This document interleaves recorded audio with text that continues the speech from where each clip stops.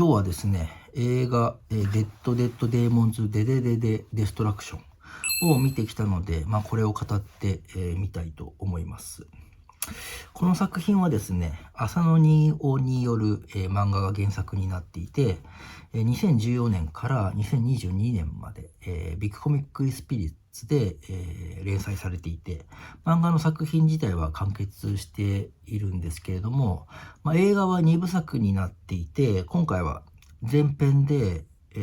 物語の途中で後編に続くとなって、強制終了してしまうわけです。で、後編は今年の5月24日に公開予定していて、それをもって映画は完結するという感じです。ですから、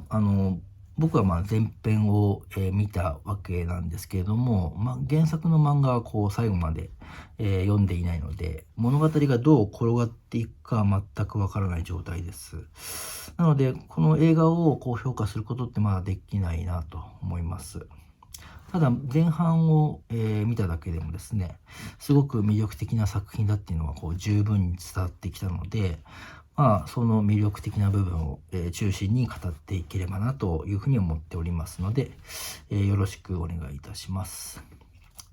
で、まずはあらすじを、紹介したいなというふうに思ってます。東京でハイテンション女子高生ライフを送る、小山門出と、オンタンこと中川オーラ。学校や受験勉強に追われつつも、毎晩オンラインゲームで盛り上がる2人が暮らす、街の上空には、3年前の8月31日、突如宇宙から出現し、未曾有の事態を、引き起こした巨大な母艦が浮かんでいた。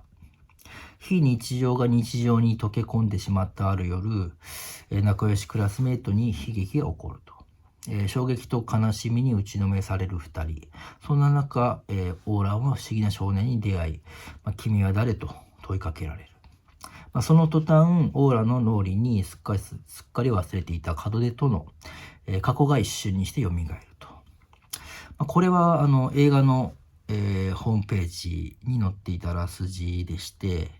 これがざっとしたストーリーになってます。いわばこの作品はですね、世界の終わりが忍び寄る非日常とですね、女子高生5人組のたわいのない日常が、時にリンクしながら並行して進んでいると、そういった、作品になっております。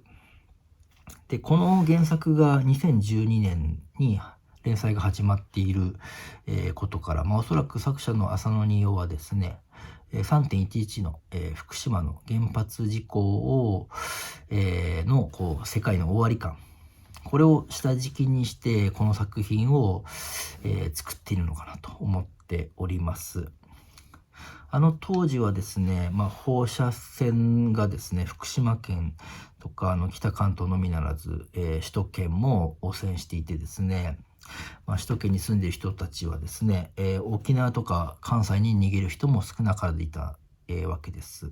だけど人間ってそう簡単には、日常は捨てられなくて、東京から逃げられない人が、人口の大半でした。僕もそうだったんですけども、普通に日常生活をですね、続けていくしかないっていうわけです。心の中ではすごくやばいと、逃げ出したいと思いながらも、何事もない顔をして、仕事や勉強をしながら、日常を過ごしていくわけですね。で、そういったなんていうか、逃げたくても逃げられない、日常を捨てられない感覚、この感覚がすごくこの作品に、現れているなと思います。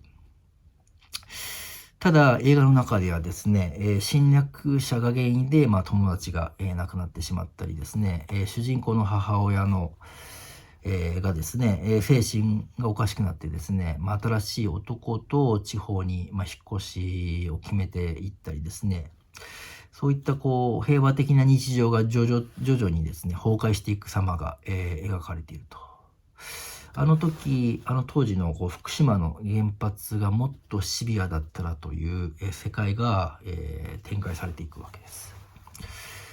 だけどこの作品はまあシリアスな映画では、全然なくてですね、非日常と日常の対比がまあ面白みであってですね、基本こう女子高生のくだらないバカなやり取りっていうのを中心に描かれていてですね、だけどこうそういうシリアスな世界が平和な世界をこう徐々に侵食していくわけです。そうなると、どっちがこう日常でどっちが非日常っていうのかがですね、逆転していくんですね。最初は、侵略者の世界がですね、非日常だったの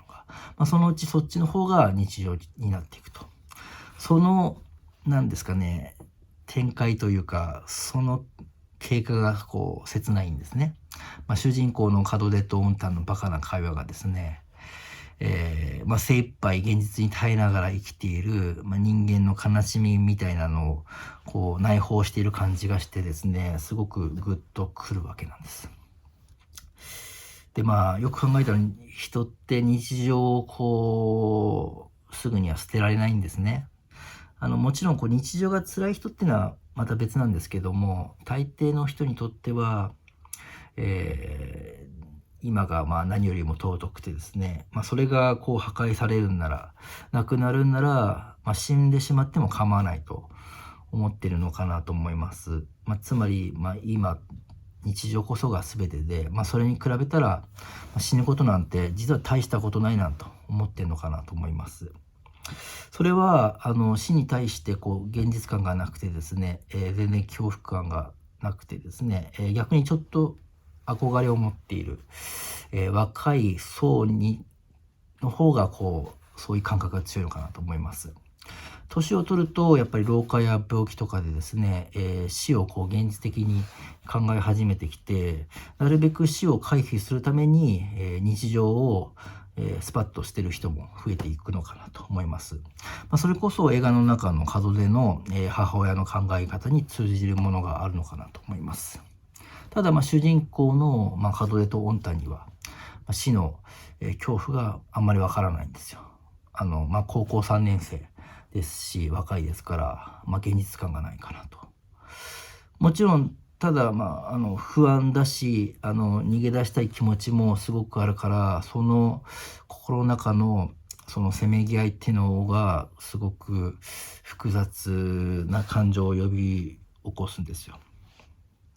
で門出の声をYOASOBIの生田リラさんがですね演じていてですね、オンタンの声をちゃんという、今の日本のサブカルを代表する彼女たちがね演じているわけでして、でちゃんの、座右の銘に、こういう言葉がありましてですね、明日死ぬなら今死ぬと。つまりこう明日死ぬって言われた時に、じゃあ今死ぬよって言えるぐらい今を生きましょうという、そんな意味らしいんですけども、このちゃんの感覚がですね、この作品とすごくリンクしていて、なんかこの言葉がこの作品をこう一言で表しているなと、そんな風に思いましたね。はい、そんな感じで、この、デッド・デッド・デーモンズ、デデデデ・デストラクションの前編についてちょっと語ってみました。また5月24日かなに、始まるですね、後編も見てみたいと思います。まだ見てない方は、見ることをちょっとお勧めしたいなと思ってますので、よろしくお願いします。はい、ありがとうございました。